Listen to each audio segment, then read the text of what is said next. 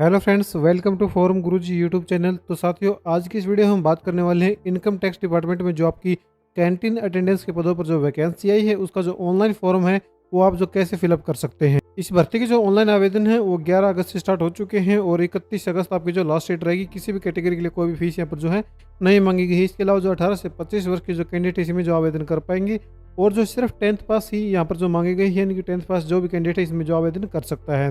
तो आवेदन कैसे करना, आवेदन से पहले एक बार ऑफिशियल नोटिफिकेशन को जरूर पढ़ लें।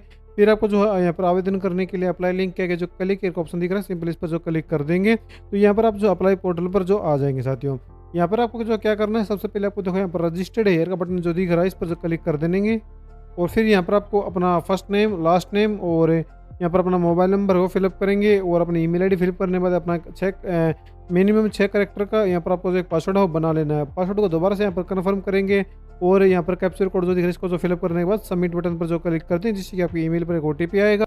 उस ओटीपी को यहाँ पर आपको फिलअप करना है और वेरीफाई ओटीपी पर जो क्लिक कर देना है, जिससे कि आपका रजिस्ट्रेशन हो जाएगा। जिसके बाद आपका जो रजिस्ट्रेशन वो सक्सेसफुली हो जाएगा। अगर आपको जो दोबारा लॉगिन करने के लिए कहा जाता है तो यहाँ पर आपको नया आईडी पासवर्ड डाल के लॉगिन कर लेना है।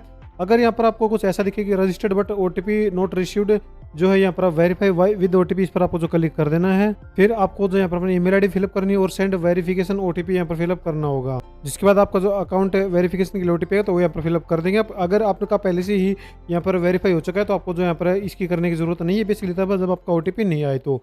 फिर यहाँ पर देखो, यहाँ पर लॉगिन करने सिंपल आईडी पासवर्ड डालेंगे और कैप्चर कोड फिलअप करने के बाद सबमिट पर क्लिक कर देंगे। अब जो है यहाँ पर आपके सामने कुछ ऐसा इंटरफेस आएगा। सबसे पहले आपसे पूछा जा रहा है आपका नाम। तो यहाँ पर जो मैट्रिक में आपका जो नाम है उसी के अनुसार आपको जानकारी है वो फिलअप करनी है, यानी कि आपकी 10th में आपका जो नाम है वही आपको जो यहाँ पर जो फिलअप करना है। उसके बाद अपने जो नाम को दोबारा से आपको जो है एक बार रीटाइप जो करना है, जिससे कि वेरीफाई हो जाएगा। फिर यहाँ पर आपको अपने फादर का जो नेम है वो मेंशन कर देना। साथियों, अब जो है यहाँ पर आपसे आपकी मदर का नाम पूछा जाएगा तो वो फिलअप कर देना है।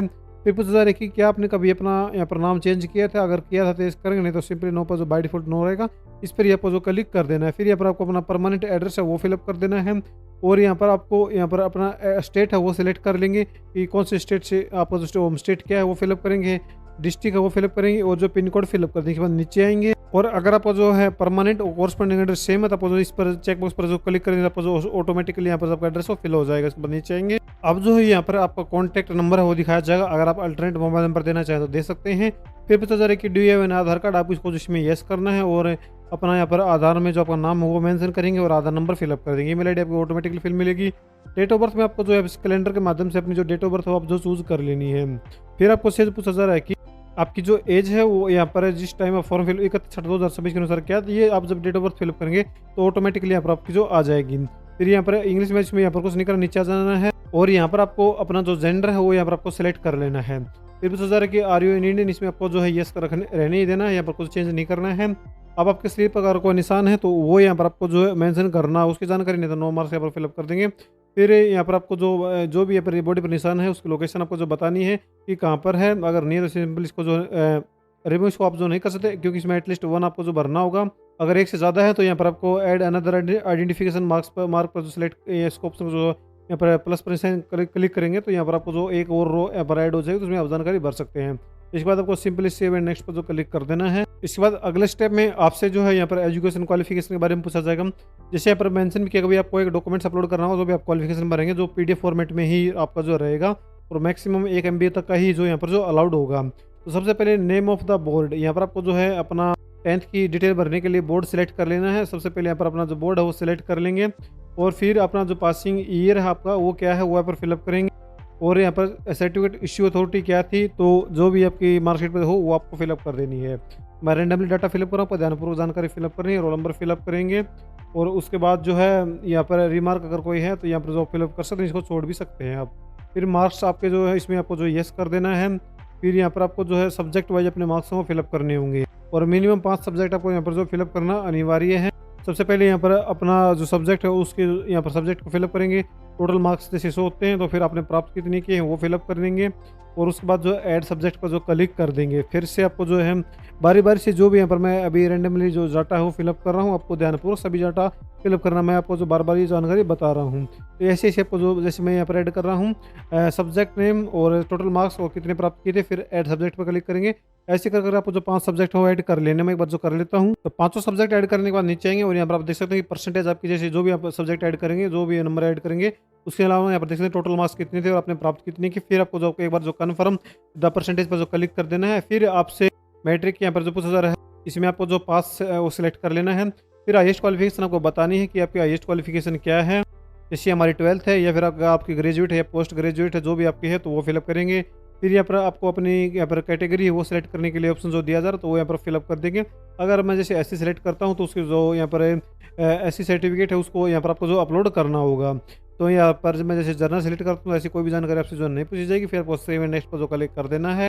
अब जो आपको जो लास्ट स्टेप में पूछा जा रहा है कि आपका मीडियम ऑफ रिटन एग्जाम क्या रहेगा, तो आपको जो यहाँ पर दो ऑप्शन दिए गए हैं हिंदी और इंग्लिश का, तो आपको अपने अनुसार जो है जो यहाँ पर लैंग्वेज आपको अच्छी लगे वो यहाँ पर सेलेक्ट कर सकते हैं। फिर आपको अपना फोटो हो अपलोड करना होगा, जो कि यहाँ पर है जेपीजे या फिर जेपीजी या फिर पीएनजी, तीनों फॉर्मेट में जो चल जाएगा, जो कि क्लियर फोटो होना चाहिए और 1 MB से ज़्यादा का जो है नहीं होना चाहिए।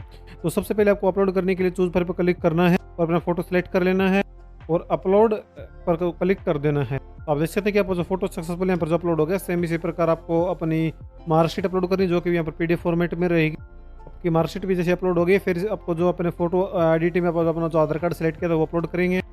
इसके बाद जो है यहाँ पर पूछा जा रहा है कि आप person with benchmark disability eligible हैं, अगर है तो यस करें, नहीं तो नो पर जो क्लिक कर देंगे और नीचे आएंगे और यहाँ पर आपको अपना सिग्नेचर अपलोड कर देना, सेम जैसे फोटो अपलोड किया था। तो सिग्नेचर भी अपलोड होने के बाद आपको कुछ नहीं करना है, नीचे आ जाना है। अगर आप अभी भी जो एडिट करना चाहें तो वो जो कर सकते हैं, क्योंकि एक बार सबमिट के बाद आप जो एडिट नहीं कर पाएंगे। फिर आपको जो सेव एंड प्रीव्यू बटन पर जो क्लिक कर देना है, लेकिन उससे पहले आपको जो यहाँ पर प्लेस हो वो सिलेक्ट करना भरना होगा कि आप जो फॉर्म कहाँ से फिल कर रहे हैं।